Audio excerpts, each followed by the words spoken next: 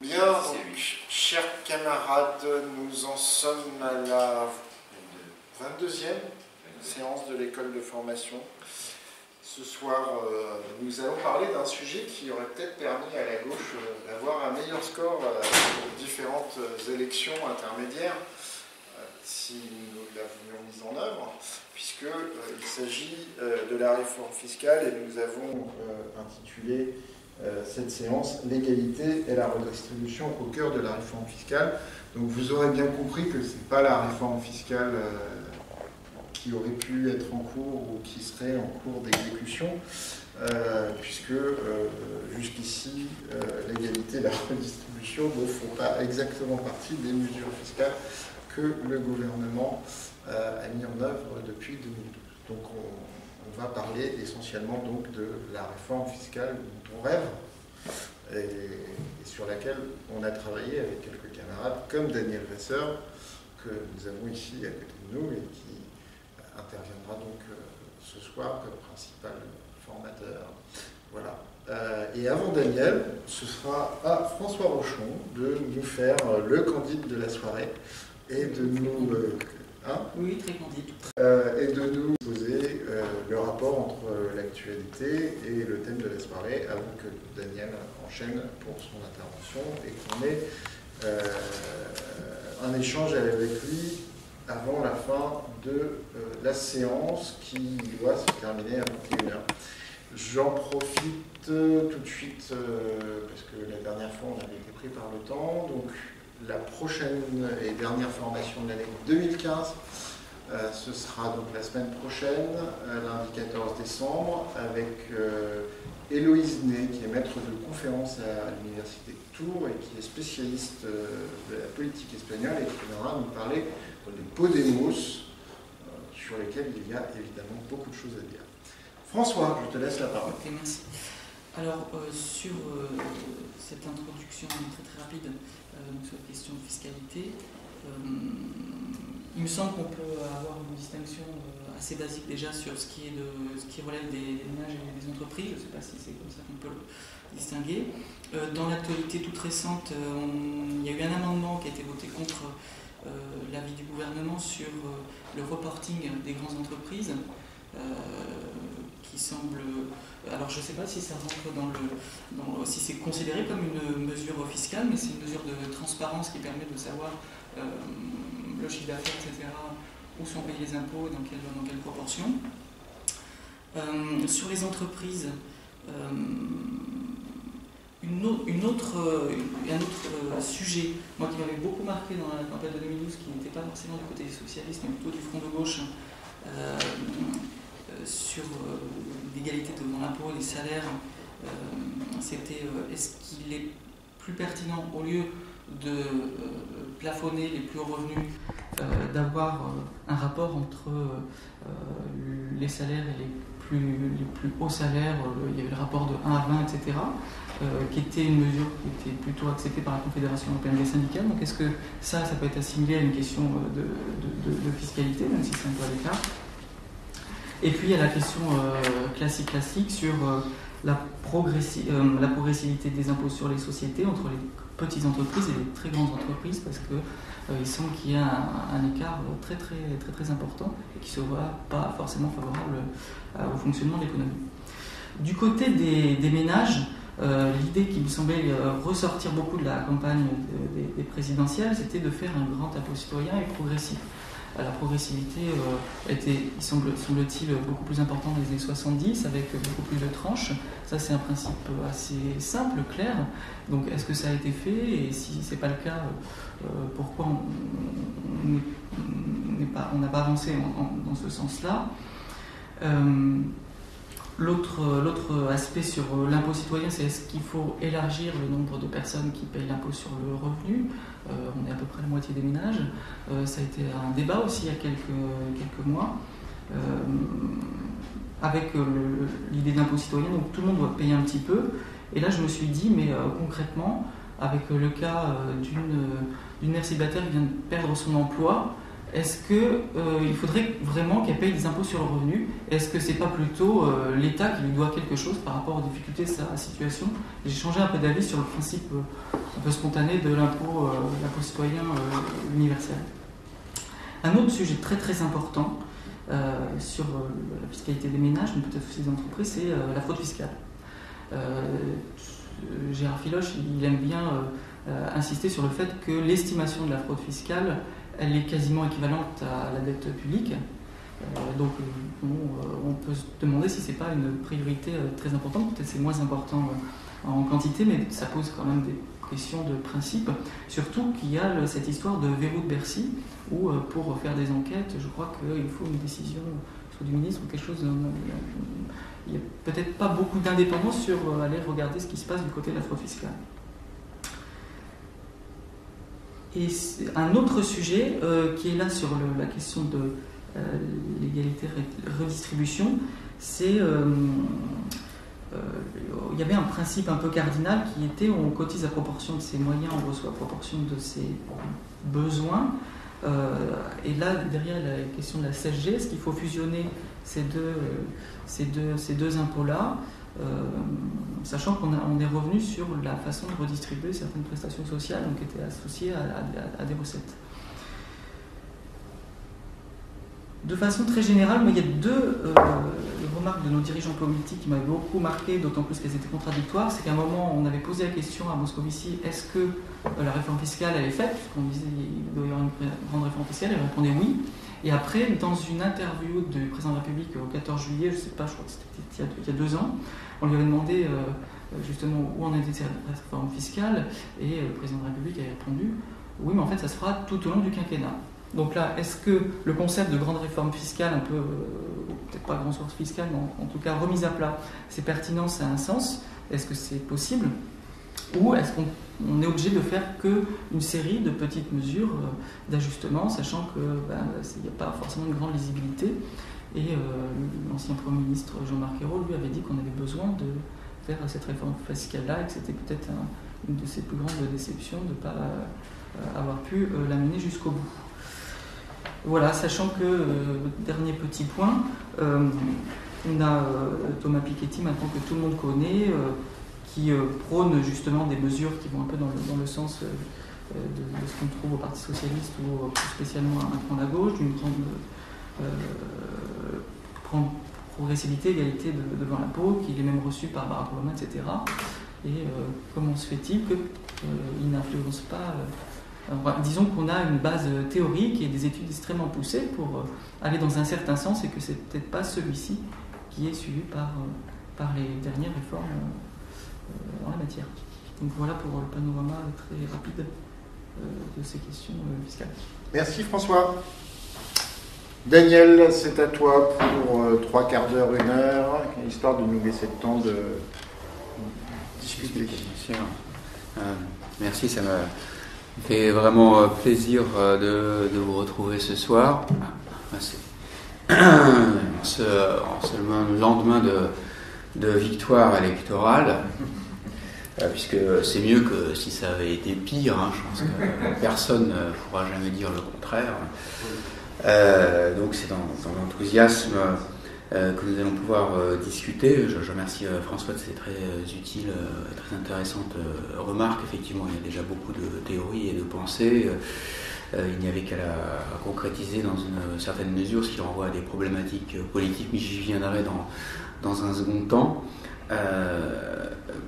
J'ai choisi de concentrer mon propos en fait sur la redistribution telle qu'on la conçoit traditionnellement au Parti Socialiste, c'est-à-dire au titre de l'impôt sur les revenus, des différents impôts sur les personnes, c'est-à-dire en laissant de côté la fiscalité des entreprises, pour différentes raisons, et notamment parce qu'il faut savoir que ces sujets sont proliférants et dantesques et qu'on pourrait en parler longtemps. Je pense qu'il était plus utile de rentrer au cœur du réacteur, de la machinerie de la redistribution entre ménages, plutôt que de viser trop large. Je crois que c'est plus intéressant de viser la profondeur pour comprendre vraiment les problématiques et les enjeux de ce que nous aurions pu faire et de ce que nous avons parfois renoncé à faire.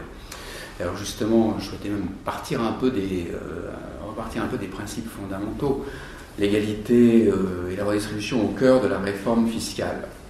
Alors d'abord, quels sont les objectifs de la réforme fiscale et quel est le rôle de l'impôt? Il faut quand même partir un petit peu de là, parce que très rapidement en France, on va vers les mesures techniques, l'analyse des redistributions, des effets redistributifs de telle ou telle disposition prise dans le PLF, le projet de loi de finances annuel. Et il y a beaucoup de très bons spécialistes de la fiscalité en France, donc ça va dans le métier, et parfois d'autres dont ça ne l'est pas, mais qui regardent très très près leur feuille d'impôt. Donc c'est un peu une passion française, la fiscalité, c'est pour ça qu'on la remet tout le temps sur le métier, mais c'est aussi pour ça qu'on n'arrive pas à la penser correctement en prenant tout le recul nécessaire. Et c'est peut-être utile de le faire dans un premier temps, parce que la justice sociale, la justice fiscale, c'est un des objectifs très importants et fondamentaux, évidemment, de l'impôt.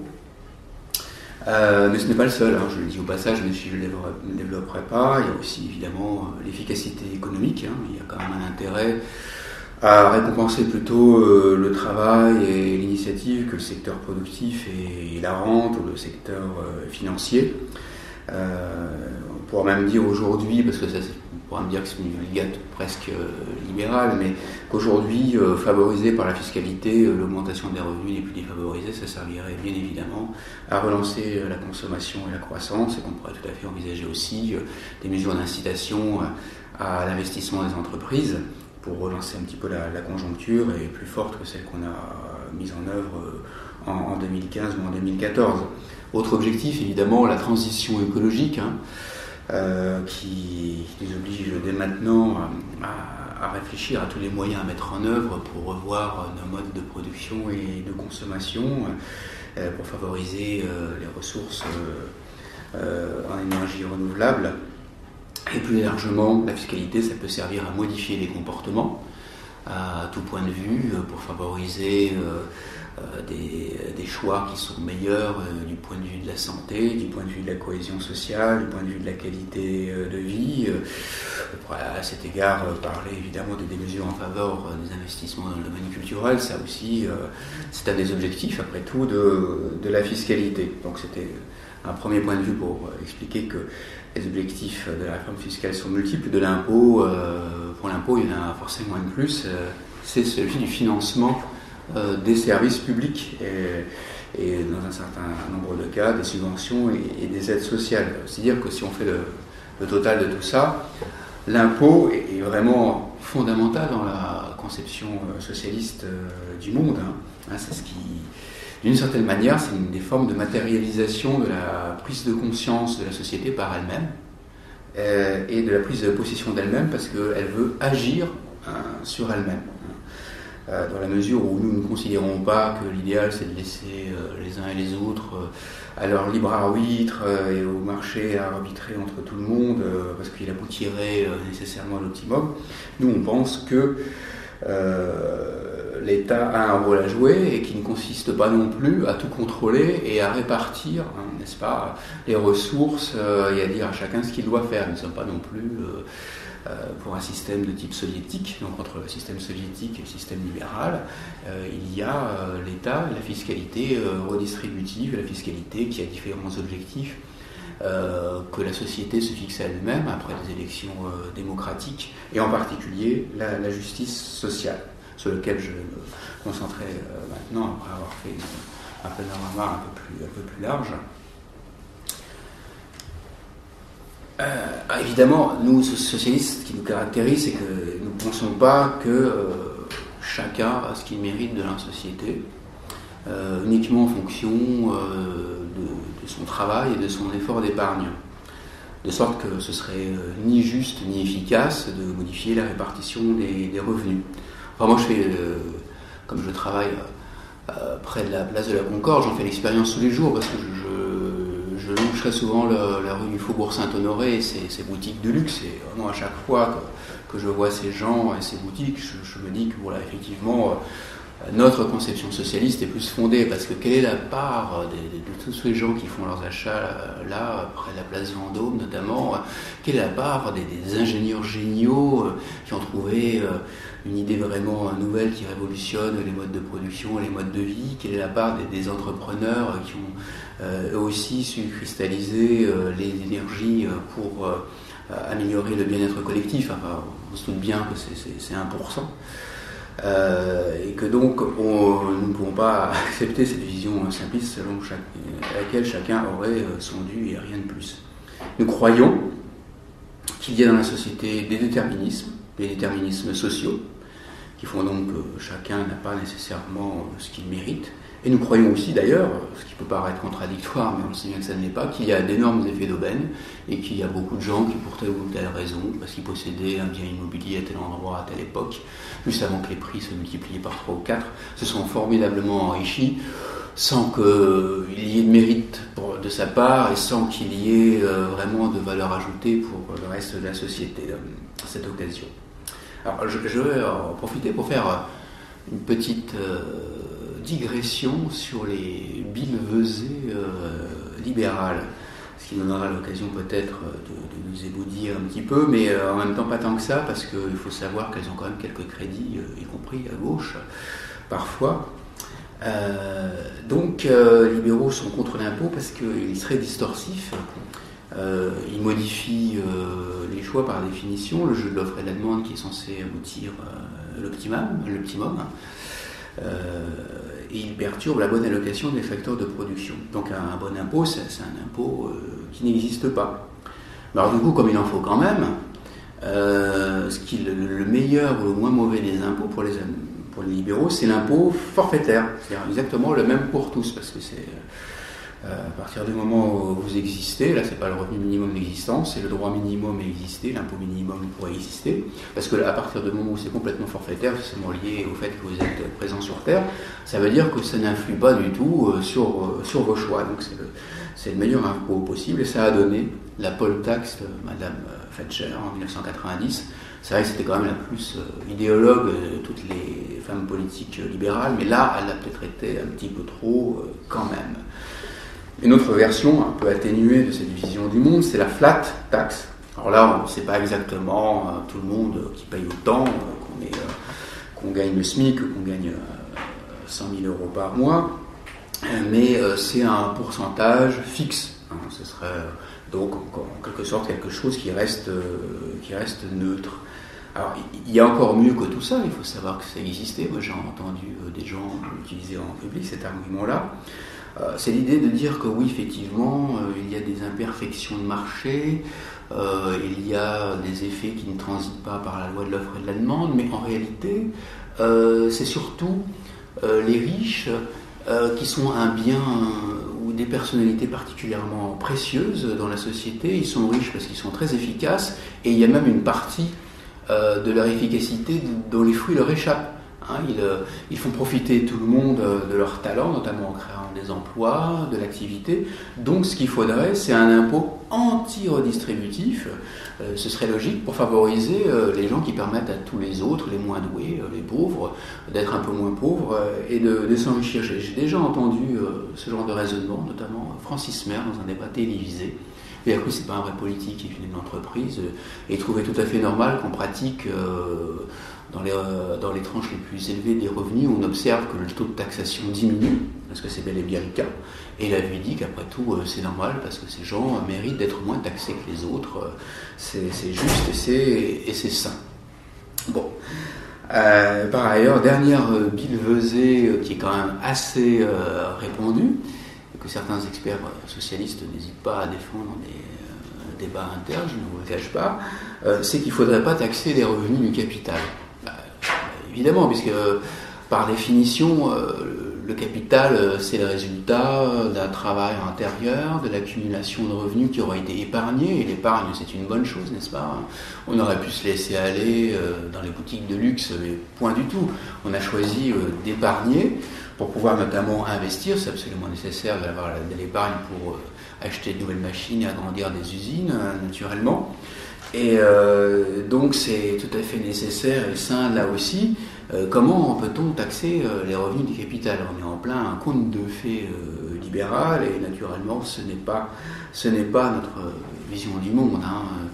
Nous considérons, nous, que le capital c'est un rapport social, c'est un instrument de pouvoir dans la société et de sa reproduction. Il n'est que de voir l'importance de l'héritage.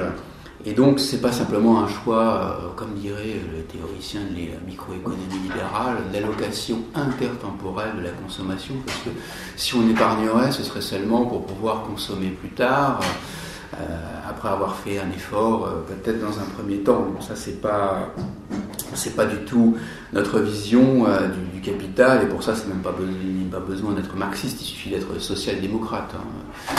Il était un temps, quand le Parti socialiste était à gauche des partis sociaux-démocrates du nord de l'Europe, on les regardait un peu comme de dangereux droitiers, alors que même à l'époque, il faut quand même bien le dire, que si ces gens-là considéraient qu'il fallait négocier entre entrepreneurs et syndicats, entre représentants du capital et du travail, c'est qu'il y avait quand même une contradiction fondamentale entre les deux. Donc tous les théoriciens ou experts proches, dit-on proches du Parti socialiste qui renient cette idée ne sont même pas des sociodémocrates conséquents.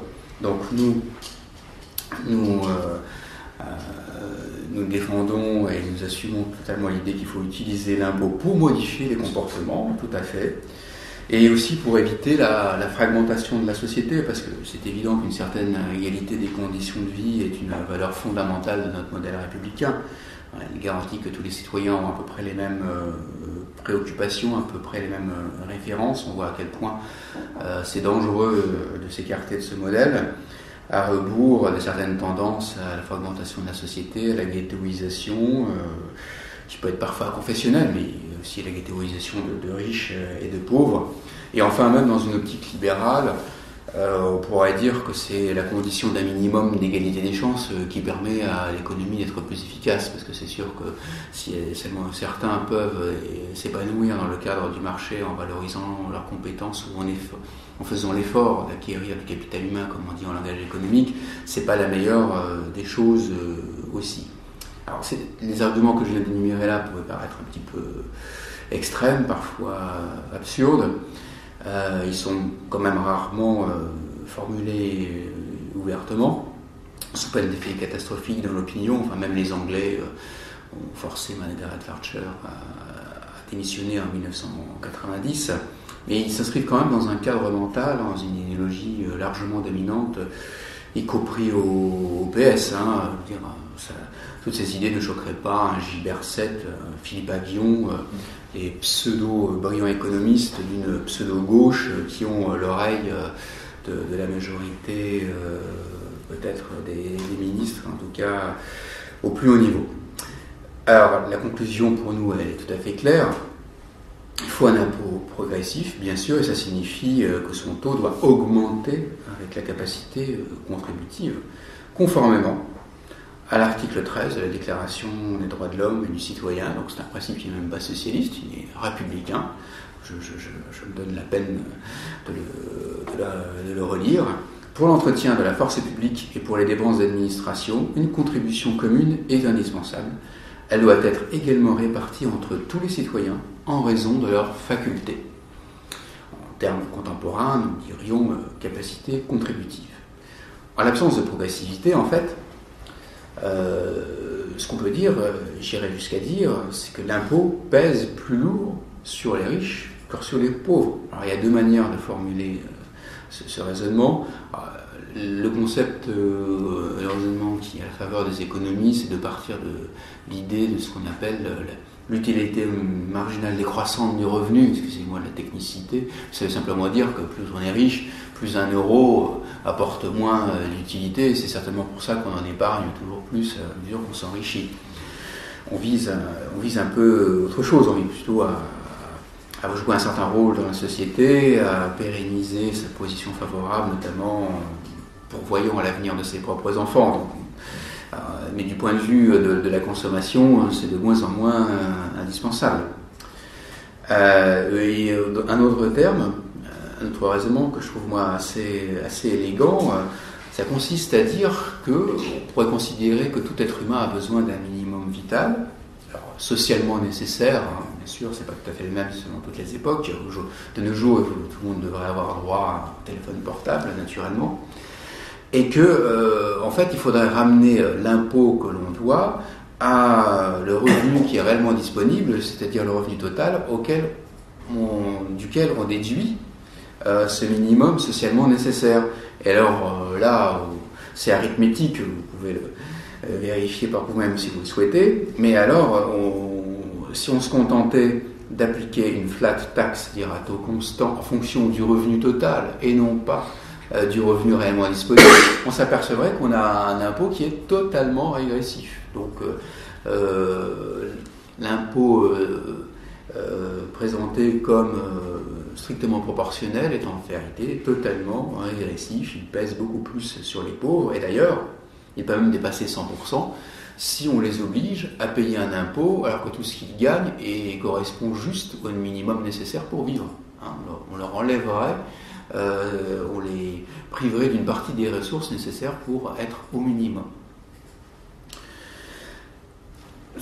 Je fais maintenant le lien quand même avec le moment historique que nous vivons pour dire que cette progressivité est plus indispensable que jamais.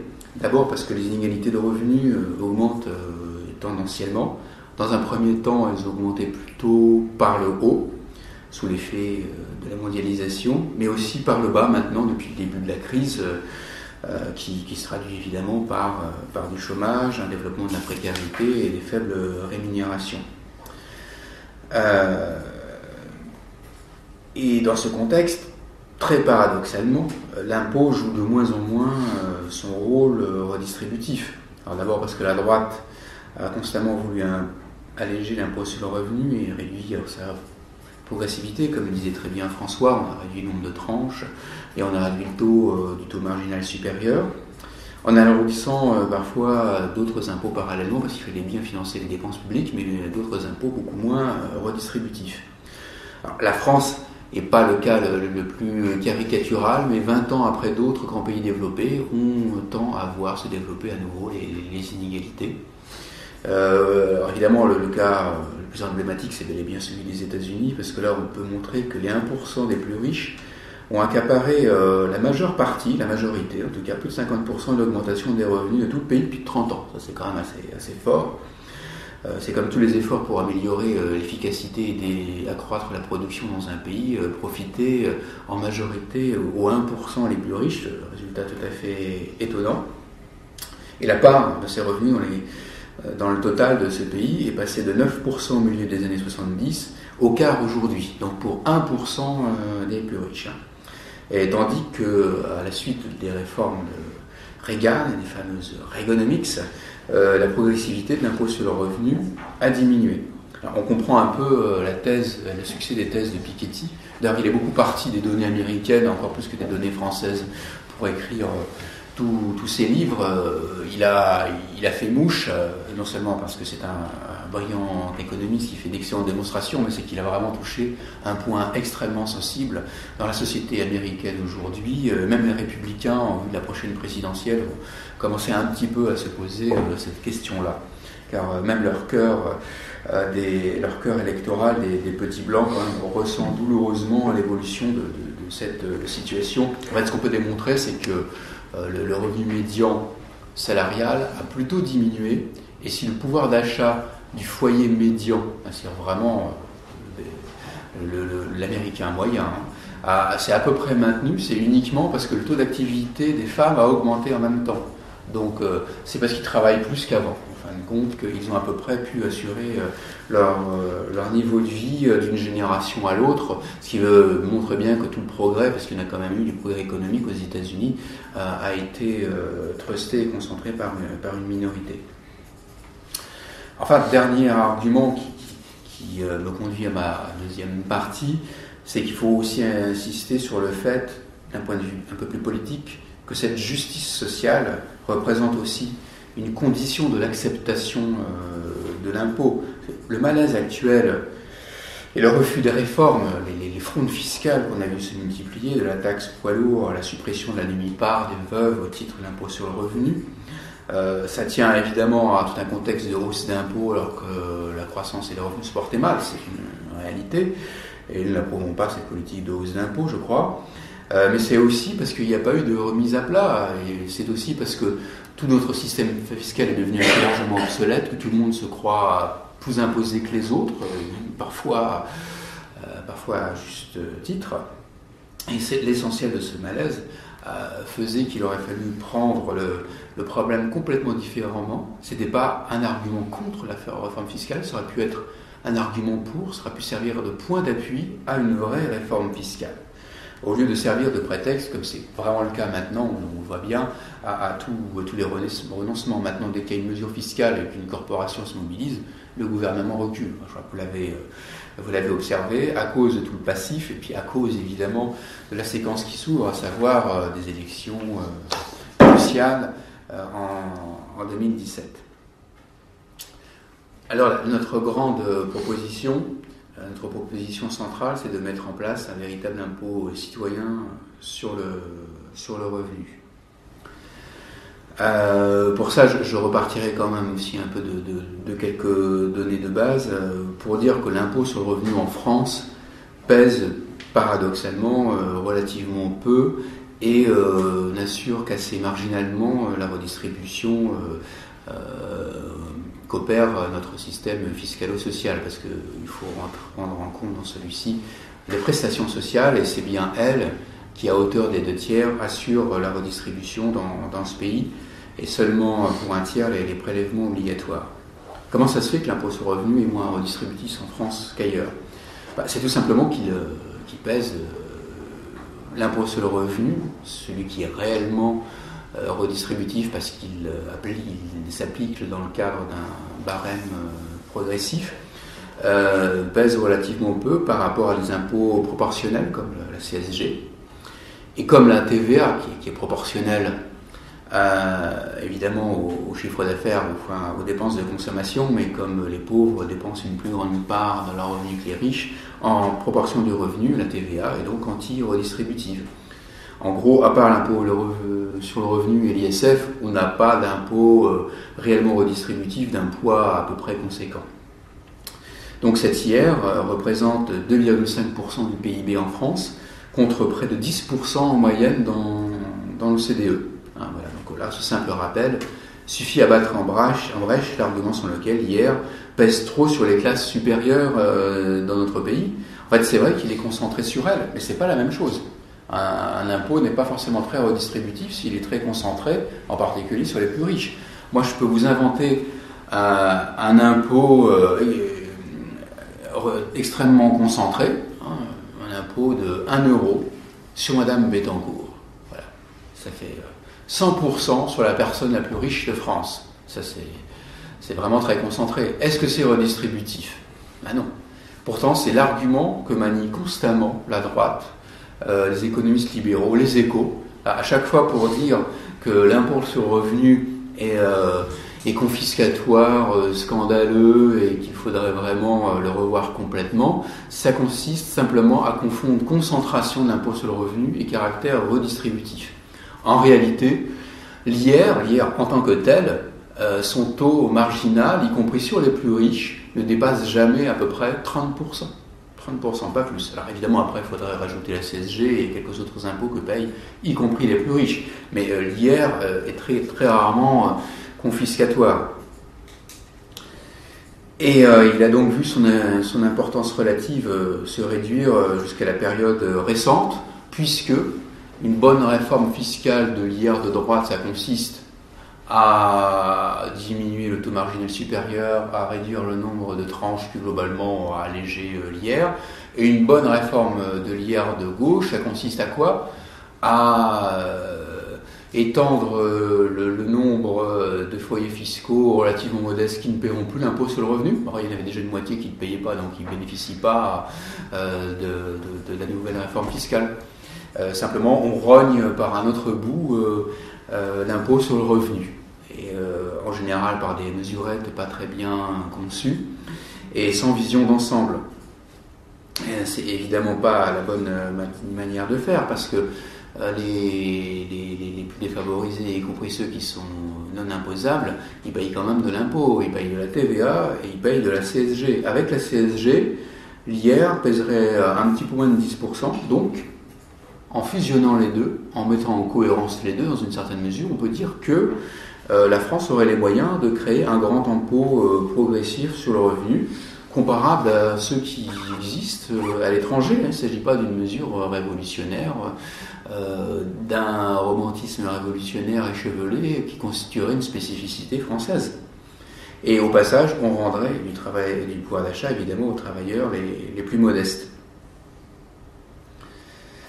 Au lieu de ça, ce qu'on fait, c'est qu'on crée des primes pour l'emploi que les intéressés payent avec une année de retard, ou un RSA activité qu'on essaye de fusionner avec la prime pour l'emploi pour créer une prime d'activité. C'est extrêmement compliqué, il faudra contrôler les ressources tous les 3 mois, avant c'était même tous les mois.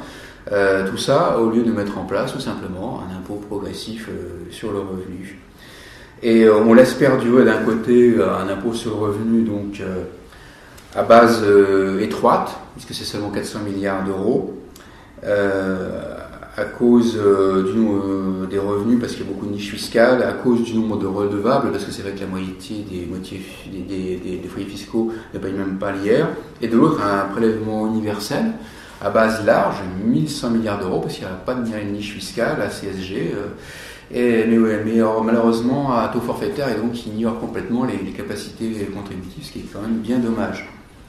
Alors, comme il faut être réaliste et qu'on ne peut pas tout faire du jour au lendemain, notamment pour des raisons de faisabilité pratique, ces raisons de faisabilité pratique ne sont jamais bonnes, parce que c'est à l'administration à s'adapter, aux outils, à s'adapter aux objectifs de politique, et non pas l'inverse. Mais à contrario, on ne peut pas tout faire en une seule année. Donc, de manière très rationnelle, ce qu'il est possible de faire, c'est de rendre, dans un premier temps, la CSG progressive, en fonction des revenus de tout le foyer. C'est une obligation rendue nécessaire par la jurisprudence du Conseil constitutionnel. On pourrait souhaiter, ça aurait été plus simple que pour un salarié, ce soit en fonction du salaire. Mais on ne le peut pas, et dans une certaine mesure, même si c'est une complication technique dans un premier temps, c'est une manière d'anticiper ce qui devra être fait dans un deuxième temps, quand on fera la fusion avec la CSG.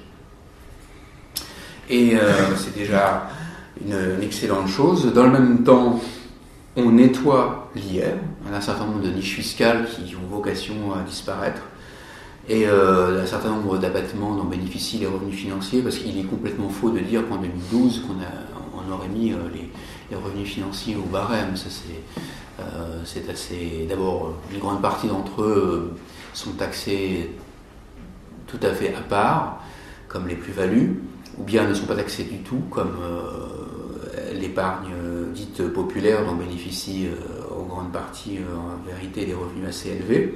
Et par ailleurs, on a fini par les intégrer, mais avec des abattements à la base, qui font que c'est une toute petite partie des revenus qui sont vraiment rajoutés aux autres dans le cadre de l'application du barème progressif. C'est vraiment, dans certains cas, je crois que si on investit dans l'entreprise qu'il faut, en gardant les actions qu'il faut pendant un certain temps, c'est presque 80% des revenus qui échappent au barème de l'impôt progressif. Là, on ne peut quand même pas dire qu'on a aligné la taxation des revenus du travail sur ceux du capital. C'est quand même pas du tout le cas.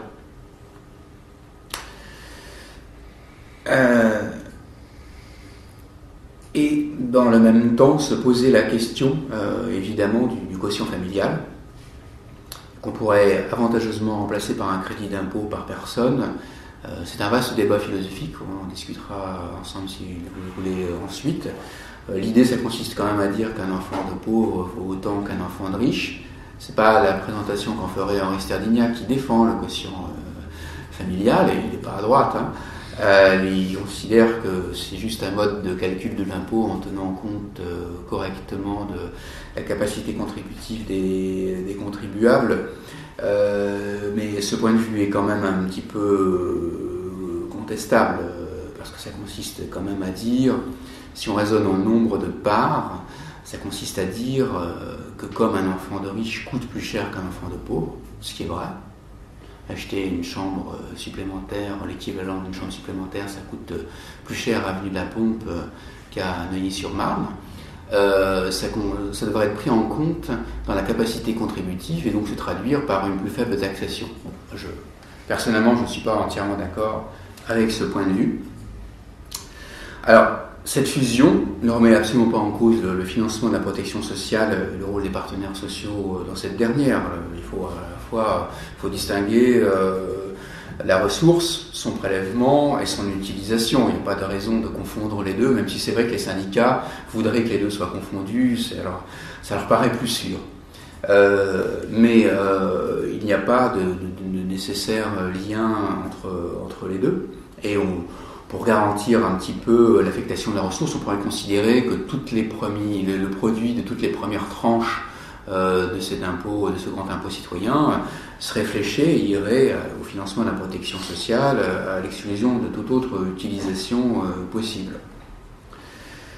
Il y a une question qui se poserait, alors pour le coup on n'y a pas forcément répondu, puisque elle parcourt un peu la gauche depuis longtemps. Je crois que dans notre contribution de 2014, on avait plutôt pris position pour. Moi, à titre personnel, je suis beaucoup plus partagé, je le dis très nettement, c'est l'individualisation de l'impôt. Ce qui serait un petit peu une façon d'aller jusqu'au bout du rapprochement de l'IR et de la CSG, parce que la CSG n'est pas payée à l'échelle du foyer, ça présente certains avantages pratiques. Ça pose des vraies questions de fond. Alors, il y a des arguments pour, et ils ne sont pas négligeables. Parce qu'effectivement, on pourrait dire qu'Apolaire, qu'aujourd'hui, un couple de deux personnes qui travaillent et qui touchent des salaires relativement modestes payent finalement le même IR qu'un cadre, peut-être pas supérieur, mais qu'un cadre moyen, dont la femme reste au foyer. Parce qu'effectivement, ils ont un total de revenus à eux deux qui est équivalent. Il y a certains crédits d'impôt qui bénéficient seulement si le couple est biactif, si tous les deux travaillent, mais en gros, le principe de l'application du barème est le même, donc ce ne serait pas forcément très juste. Ça ne correspond peut-être pas à notre vision de l'équité dans une société moderne où la plupart des ménages d'ailleurs sont biactifs.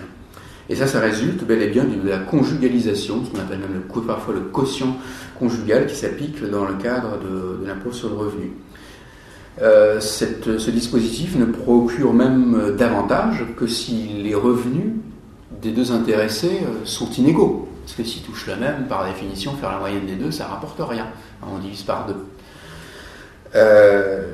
Du coup, un couple de salariés au SMIC n'y gagne même strictement rien, tandis qu'un PDG fait une économie, en gros, s'il se marie, parce qu'il y a de grandes chances que sa femme gagne moins que lui, à part s'il épouse une top modèle, mais il est vrai que ça peut arriver, ça. Bon, elle continue pas toujours à travailler ensuite, parce que bon, elle cherchait avant tout à se caser. Donc ça peut correspondre à un modèle familial relativement dépassé, où l'homme porte l'argent du foyer, parce qu'il faut dire les choses telles qu'elles sont sociologiquement, l'inégalité des revenus entre les deux va plus dans un sens que dans un autre. Et on crée des injustices au détriment des célibataires, des ménages biactifs, des plus modestes, parce qu'en gros les petits revenus n'en bénéficient pas. Et puis des femmes en général, les féministes en général sont plutôt opposées, pas toutes, il faut dire, c'est parfois compliqué le paysage idéologique, mais la plupart des féministes sont opposées à ce raisonnement, à ce dispositif, et considèrent que c'est une incitation au non-travail des femmes, en particulier quand elles ont des enfants, compte tenu du taux marginal qui s'appliquera à elles. Un petit calcul conduira très rapidement à l'idée, compte tenu forcément des coûts de garde de l'enfant, des moindres investissements dans le travail qui résultent du fait de l'éducation des enfants, même si on ne s'arrête pas pour l'élever, finalement ça paraît plus rentable de s'arrêter complètement de travailler que de continuer à le faire quand on a un, puis surtout deux ou trois à vrai dire, et du coup ça pousse au retrait du marché du travail d'un certain nombre de femmes, ce qui les pénalisera pour leur carrière. Pourquoi n'auraient-elles pas le droit de faire des carrières comme leur mari, et puis ensuite pour leur retraite, et tout ça est quand même a perduré une certaine inégalité entre les sexes, et c'est des guerres contestables d'un point de vue statistique, y compris évidemment dans le partage des tâches domestiques, puisque du coup on arrive à une spécialisation. Les problèmes techniques ne sont pas majeurs, parce que malgré tout la déconjugalisation obligerait à se demander, mais alors les crédits d'impôt, qui doit en bénéficier, les revenus qui sont vraiment communs, comment les répartir entre les deux. Bon, ben, rien de tout ça ne constitue des problèmes insurmontables. D'ailleurs, un certain nombre de pays étrangers ont depuis longtemps déconjugalisé l'impôt sur le revenu, et ils parviennent très bien à résoudre ce type de problème qui finalement est assez technique. Donc, ce ne sont pas les bons arguments, mais en revanche, il y en a d'autres qui ne sont pas si mauvais dans un autre sens. Parce que d'aucuns font valoir que cette approche conduit malgré tout à privilégier un modèle qui est plutôt individualiste et qui serait de nature foncièrement libérale, au détriment de ce qu'on peut appeler les solidarités familiales. Et puis ça conduirait évidemment à affaiblir ces solidarités familiales d'une certaine manière. Alors, au plan des principes, il faut bien dire que la meilleure évaluation qu'on puisse faire, malgré tout, de la capacité contributive, c'est bien le niveau de vie. Et c'est vrai que le niveau de vie, on ne peut pas tellement sortir de l'idée que pour bien l'évaluer, pour bien l'estimer, il faut se placer au niveau du ménage ou du foyer. Alors, certaines féministes mettent en avant l'argument que les finances du couple ne sont pas gérées de manière égalitaire, que c'est l'homme qui prend les décisions les plus importantes, qu'il y a une part prépondérante dans l'affectation des revenus du foyer. Ça c'est vrai, mais enfin ça n'empêche pas que, y compris dans ce cas-là, la femme a à peu près le même niveau de vie que son mari. Elle est dans le même logement, elle est à la même table, du coup on peut quand même arriver à des paradoxes aussi si on va jusqu'au bout d'arguments qui sont parfois maniés par des féministes, parce que s'il faut vraiment individualiser l'impôt, il faudrait accepter de ne pas taxer les revenus propres d'une femme qui est mariée à un milliardaire. C'est quand même un petit peu étonnant. Et puis, plus globalement, notre système fiscal et social, fiscalo-social, parce qu'il faut prendre en compte la cohérence qu'il doit y avoir avec les aides sociales, avec toutes ces prestations sociales qui sont quand même assez nombreuses et qui pèsent plus lourd en fin de compte que l'impôt sur le revenu aujourd'hui, comme je l'ai dit tout à l'heure, sont largement fondées sur le concept de ménage. On considère qu'on doit verser le RSA après avoir fait le compte des revenus de l'ensemble du foyer, et on verse et on calcule les aides au logement après avoir fait le compte de tous les revenus du foyer aussi. On ne conçoit pas tellement qu'on puisse faire différemment. À partir de là, c'est pas forcément très logique que l'impôt n'obéissent pas exactement au même principe. Il risque d'y avoir une forme de contradiction qui n'est pas tenable. Donc voilà, je vais un petit peu présenter les arguments pour et contre, parce que je trouve que c'est assez intéressant comme débat philosophique qui n'est pas vraiment tranché. On pourra y revenir si vous le voulez. Pour finir sur cette deuxième partie, l'autre question qui se pose, c'est évidemment de savoir s'il ne faudrait pas élargir la réforme à la taxe d'habitation. Parce que la question qui est posée, c'est bel et bien son avenir, tant son présent semble appartenir au passé. Ça, c'est vraiment un impôt presque encore plus obsolète que l'hier actuel, notamment parce que ses bases et les valeurs locatives sont totalement dépassées et remontent à une cinquantaine d'années. Le fonds ressemblait à certains égards à l'antique taxe sur les portes et fenêtres d'avant-guerre. Alors là, il y a quand même deux solutions possibles pour remédier à cette abominable taxe d'habitation que la gauche n'a même pas fait semblant de réformer en 4 ans, ce qui est quand même un petit peu regrettable. Il y a eu des velléités de lancer une actualisation des bases fiscales, mais on a fait ça à titre d'expérience dans un département donné, je ne sais même plus où on en est, il n'en sera pas ressorti grand-chose ici 2017, ça c'est à peu près acquis. Mais enfin, c'est une voie de réforme possible. On peut actualiser les valeurs locatives, voilà, en s'appuyant par exemple sur les prix des transactions immobilières, parce qu'on a quand même beaucoup de données. Mais évidemment, il y a une autre solution plus ambitieuse qui consiste à changer complètement d'assiette et à fusionner tout ça avec le grand impôt citoyen sur le revenu, ce qui élargit le principe de progressivité, et donc du coup ce qui élargit le poids de l'impôt progressif dans notre fiscalité et son caractère redistributif globalement, parce qu'encore une fois, ce n'est pas le barème qui fait la redistributivité, mais très souvent l'assiette, l'importance de l'assiette. Cette solution n'est pas contradictoire avec la décentralisation, puisqu'en Allemagne, je crois que les Länder, qui ont des moyens financiers bien supérieurs à nos collectivités locales françaises, émargent à une partie des impôts nationaux. C'est un peu le même principe que pour le financement de la protection sociale. Il n'y a pas à lier de manière aussi directe et stricte la ressource et son utilisation. D'ailleurs, de cette manière, on résoudrait deux problèmes d'un coup. On améliorerait les choses de deux côtés d'un coup. D'abord, l'équité sociale, bien évidemment, puisqu'on accroît la place de l'impôt redistributif, mais aussi territoriale, parce qu'évidemment, là, les ressources seraient forcément mises à un pot commun, il faudrait les redistribuer ensuite, alors que sinon, la précédente version, ça consiste à considérer que l'impôt qui finance les collectivités locales, y compris au niveau des ménages, c'est forcément un impôt local qui va dans les caisses locales. Alors effectivement, ça fait que ce ne sont pas les communes, les régions et les départements les plus nécessiteux qui ont les ressources les plus importantes. C'est même un peu le contraire, parce que plus ils ont de besoins, plus en vérité c'est parce qu'ils sont pauvres et que leurs ressources fiscales sont plus limitées. Donc si on pouvait résoudre le problème d'un coup, ce serait une excellente chose.